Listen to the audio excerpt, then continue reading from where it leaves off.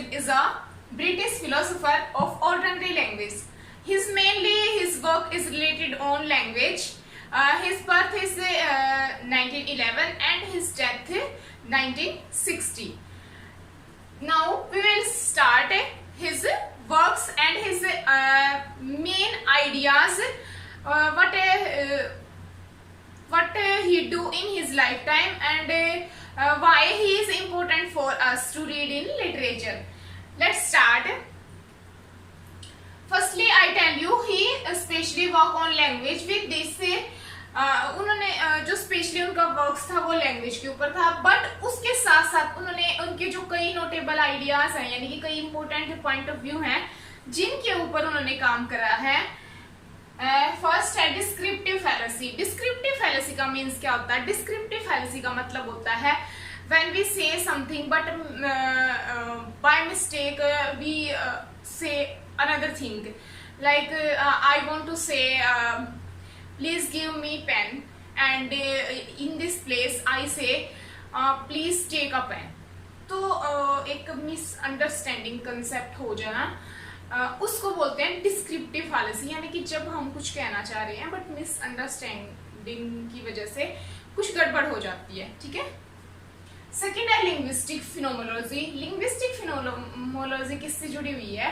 That is related to language, कि no each and every point of language that is very minor, that is very major, everything we know in linguistic, every small concept. Okay. Next is performative utterance. This means when we say something, we perform something, and we like I tell you something, I study you, then what is my performance? ठीक है. That is called performative utterance. Utterance means कि जब मैं आपको बोल रही हूँ तो मेरी परफॉर्मेंस कैसी है उस बोलते time, that is called utterance. And last, that is most important theory is speech act theory. Speech act theory is very popular and important, given by Austin. Okay. इस थ्योरी को डिस्कस करने से पहले मैं आपको जो ऑस्टिन है उनके कुछ वर्क्स के बारे में बता देती हूँ. फर्स्ट है सेंस एंड सेंसिबला, 1962 में पब्लिश हुआ. सेकंड, इनके फिलोसॉफिकल पेपर्स थे कुछ जो इन्होंने पब्लिश करवाए थे. थर्ड है how to do things with words, चीजें कैसे होती हैं वर्ड्स के साथ में, 1962 में. और इसी वर्क में उन्होंने अपनी स्पीच एक्ट थ्योरी को प्रोवाइड करा था.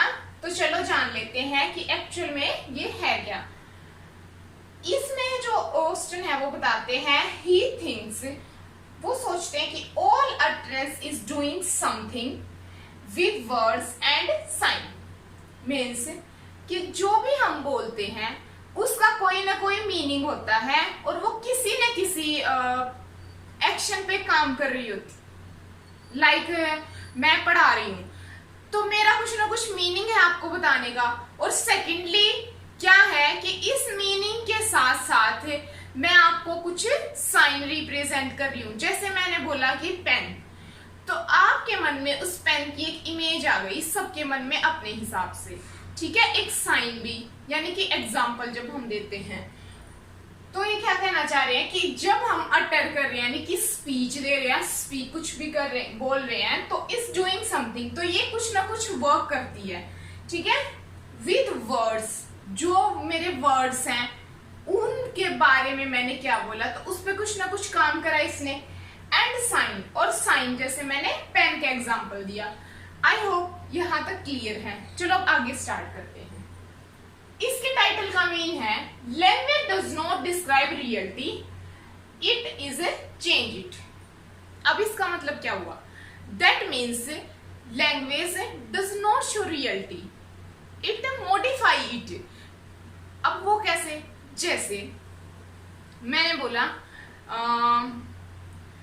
Would you tell me something, तो हो सकता है कि मेरे मन में कुछ और चल रहा हो, मुझे आपसे कुछ और पूछना हो, बट आप अपने एक्सपीरियंस के हिसाब से मुझे और कुछ बता दो, मैं आपसे कुछ और पूछना, मैंने बोला कि कुछ आप मुझे बता दीजिए, यही पूछा मैंने।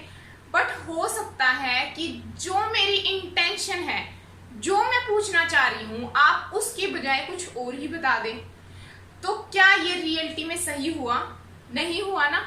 तो क्या कह रहे हैं कि जो लैंग्वेज है वो रियलिटी को डिस्क्राइब नहीं कर पाती, कई बार वो रियलिटी को चेंज कर देती है। इसका एक और बड़ा सुंदर एग्जाम्पल है, जैसे हमारी फीलिंग होती है। मान लिया कि आप अपनी मदर से बहुत ज्यादा प्यार करते हो, तो कई बार क्या होता है कि हाँ, हम कई वर्ड्स यूज करते हैं, जैसे आई लव यू, मैं तुम्हें बहुत प्यार करती हूँ, ठीक है। बट क्या हमारी जो रियल फीलिंग है वो एक्सप्रेस हो जाती है उनके थ्रू? ऑब्वियसली नहीं। कई बार हम इतने जुड़े होते हैं कि वो फीलिंग हमारी एक्सप्रेस हो ही नहीं सकती, ठीक है। तो लैंग्वेज है ये ऑस्टिन के अकॉर्डिंग कि वो क्या है कि हम कई बार उसमें रियलिटी को जो एक्सप्रेस नहीं कर पाते, बल्कि रियलिटी है थोड़ी चेंज हो जाती है। अब कैसे चेंज हो गई? जैसे प्यार तो हम कितनों को करते हैं, अपने दोस्तों को भी बोल देते हैं आई लव यू, मतलब कि प्यार करना तो एक अच्छी चीज होती है और मोस्टली सबको बोल देते हैं। जैसे अगर कोई पेट है हमारा तो उससे भी हम कितना प्यार करते हैं। तो रियलिटी में जो मदर के साथ जो प्रेम है, क्या उनके साथ भी वही है? Definitely not. बट लैंग्वेज में अगर आप बोलोगे तो सेम ही बोलना पड़ेगा आपको, ठीक है। तो इसके अकॉर्डिंग आई होप अंडरस्टैंड हो गया होगा यहाँ तक आपको। अब वो क्या कहते हैं कि it is important to take responsibility of your speech. इसका मतलब क्या है कि ये बहुत ही ज्यादा जरूरी कि आपने अगर कुछ बोला तो आप उसके प्रति रिस्पॉन्सिबल हो कि नहीं, कि आपने ये बोला तो आप उसके ऊपर एक्शन लोगे या नहीं। जैसे मैंने लेक्चर शुरू होते ही बोला कि आज हम करेंगे जेएल ऑस्टिन के बारे में। अब ये देखना है कि क्या मैंने इस लेक्चर में आपको ये पढ़ाया या नहीं, ठीक है। अगर मैंने कोई बात बोली है तो मैं उसकी पक्की हूं या नहीं। तो आपको हमेशा क्या रहना है, आपको हमेशा रिस्पॉन्सिबिलिटी लेनी है कि जो भी आप बोल रहे हो उस चीज की, कि उस चीज का क्योंकि अफेक्ट नेक्स्ट पर्सन पे हो रहा है, तो इसीलिए आपको रिस्पॉन्सिबल होना चाहिए व्हाट यू से। Okay, next in this work, ये तो मैंने बता दिया स्पीच एक्ट थ्योरी, इसी वर्क में उन्होंने फाउंड करी थी। अब जो स्पीच एक्ट थ्योरी है उसको इंट्रोड्यूस तो करा जेएल ऑस्टिन ने ही, बट बाद में उसको और ज्यादा डेवलप करा था जेआर सेल ने। जेआर सेल ने बाद में उसके जो कंसेप्ट थे उनको और ज्यादा डेवलप करा, उनको और ज्यादा एक्सप्लेन करा, ठीक है। अब जान लेते हैं कि इसके अंदर स्पीच एक्ट थ्योरी एक्चुअल में है क्या। वैसे तो आपको इसके नाम से ही पता चल रहा होगा कि स्पीच मतलब बोलना, एक्ट मतलब जो भी हम बोल रहे हैं उसके ऊपर काम करना, ठीक है। अब देखो ऑस्टिन ने इस थ्योरी को 3 पार्ट्स में डिवाइड करा है। फर्स्ट है लोक्यूशन, सेकंड है इलोक्यूशन और थर्ड है प्रीलोक्यूशन। अब जो लोक्यूशन है उसका मतलब क्या होता है, ठीक है। इसका सबसे पहले मैं आपको एग्जांपल देती हूं। Would you open the window, would you open the window. अब इसको रिलेट करते हैं लोक्यूशन के साथ। लोक्यूशन के हिसाब से इसका क्या मीनिंग हुआ? लोक्यूशन के हिसाब से इसका मीनिंग हुआ द विंडो इज क्लोज, यानी कि मेरी इंटेंशन क्या थी कि कोई जो विंडो है वो क्लोज है, और मैंने क्या बोला कि तुम उस विंडो को ओपन कर दो, ठीक है। यही मीनिंग हुआ कि कोई चीज, जैसे मैं बोलूं कि प्लीज ओपन द पेन, यानी कि पेन जो है वो क्लोज होगा, तभी मैंने आपको बोला ओपन करो। तो इंटेंशन क्या है? किसी बंद चीज को खोलना, ठीक है, या कोई क्लोज चीज है उसको ओपन करना, या किसी ओपन चीज को क्लोज कर देना। यानी कि जो हम कहना चाह रहे हैं, हमारी इंटेंशन क्या है, हम कहना क्या चाह रहे, किस बारे में बात कर रहे, किस इंटेंशन के साथ। जैसे मैं कह रही हूँ कॉपी पेन लेके बैठो ताकि कोई भी पॉइंट आपका ना छूटे, और ये मैं एक्चुअल में कह रही हूँ। तो मेरी इंटेंशन क्या है कि अगर मेरी इंटेंशन है कि आपने कॉपी पेन नहीं लिया होगा और अब मैं कह रही हूं कि लेके बैठो, तो किस इंटेंशन के साथ बोला ये मैंने बोला ये उस इंटेंशन के साथ कि शायद आपने अभी तक कॉपी पेन नहीं लिया था। ठीक है, तो कोई ना कोई मेरे मन में इंटेंशन आई, मैंने उसके लिए बोला, तो वो है लोक्यूशन। ठीक है, सेकेंड इज इलोक्यूशन। इलोक्यूशन में होता है कि हम अंडरस्टैंड कर गए, यानी कि आपने समझ लिया कि हमें कॉपी पेन लेना है। मैम की कहने का मतलब ये था, या मैम की इंटेंशन थी कि हमें कॉपी पेन लेना है, और हमने क्या करा, अब हमने इस चीज को अंडरस्टैंड कर लिया। ठीक है, और हमने कॉपी पेन ले लिया। जब मैंने बोला would you close the window, यानी कि जो ओपन विंडो थी उसको हमने क्या करना है, क्लोज करना है, ये हमने अंडरस्टैंड कर लिया है। तो जब हमने इस चीज को अंडरस्टैंड कर लिया है तो क्या हो गया है, ये हो गया है इलोकेशन। आई होप कि आपको यहां तक क्लियर है। अंडरस्टैंड करना किसी भी मीनिंग को, ठीक है, जो भी हम कह रहे हैं उसको अंडरस्टैंड करना। ठीक है, थर्ड इज प्रीलोक्यूशन। प्रीलोक्यूशन का मतलब होता है, पहले आपने मेरी बात को ध्यान से सुना कि क्या कहते हैं, क्लोज द विंडो या कॉपी पेन लेके बैठो, उसको आपने अच्छे से हियर करा, अंडरस्टैंड करा।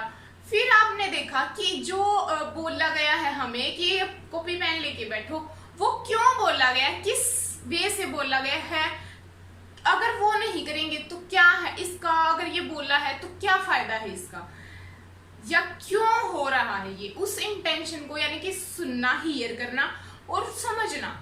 ठीक है, जैसे कि अगर विंडो अगर हमने ओपन करने के लिए बोला क्लोज है, यानी कि या तो हॉट होगा, गर्मी होगी बहुत ज्यादा, तभी हमने ओपन करनी है, या फिर हमें बाहर की कुछ अदर थिंग्स को देखना होगा, वेदर को या कुछ भी, तभी हमने विंडो को ओपन करना है। ठीक है, और अगर कॉपी पेन लेना है तो हमारे कुछ इंपॉर्टेंट पॉइंट है, उनको हमने नोट डाउन करना है। तो पहले आपने उन चीजों को सुना, अंडरस्टैंड करा, और फिर आपने उनके ऊपर एक्शन लिया। That is called प्रीलोक्यूशन।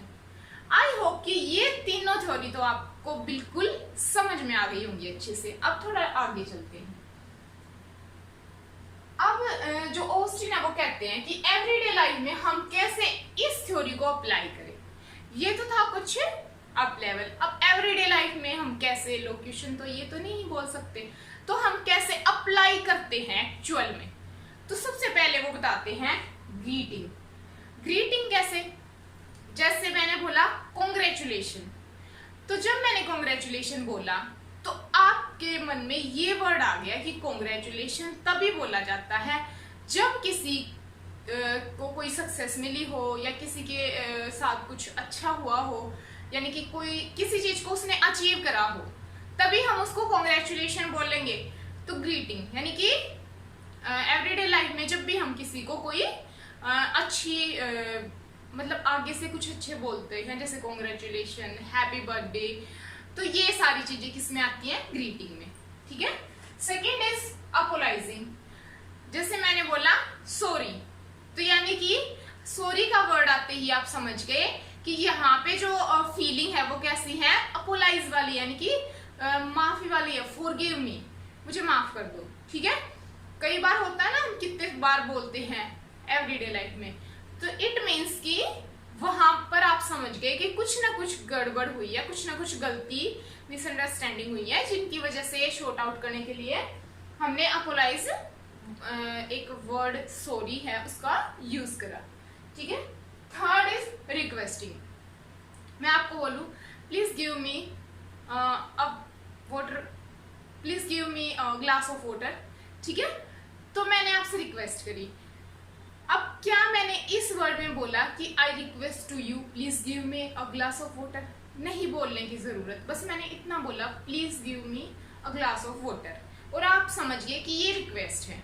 मैंने बोला please give me a pen, तो ये सारी किस चीज में आ जाती है, रिक्वेस्टिंग में। अगर हम किसी से भी कुछ ले रहे हैं टेक, तो वो सब क्या है, और अगर हम उनको बोल रहे हैं तो वो सब क्या है, रिक्वेस्टिंग। ठीक है, आई होप कि यहाँ तक क्लियर होगा।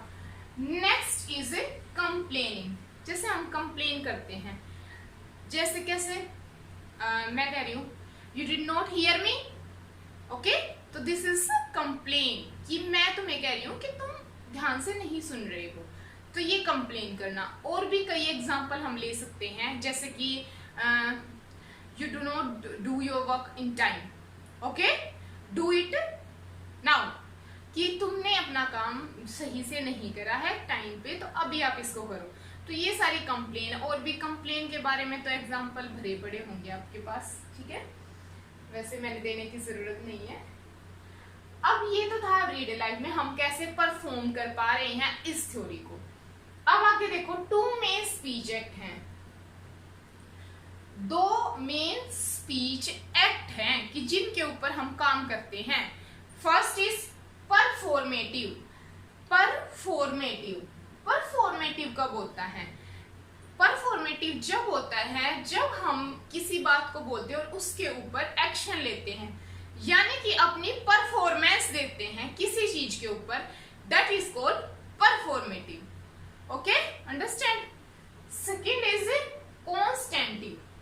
कॉन्स्टेंटिव तब होता है जब हम बोलते हैं, जैसे इसके बाद मैं नेक्स्ट वीडियो अपलोड करूंगी, ठीक है, तो मैंने ये बोला आपको, और अभी जो मैं कर रही हूं वो क्या है, मेरा परफॉर्मेटिव है, यानी कि मैं उसके ऊपर काम कर रही हूं, अंडरस्टैंड। अब देखो, जो ऑस्टिन है उसने स्पीच एक्ट थ्योरी को 5 पार्ट्स में क्लासिफाई करा है, ओके।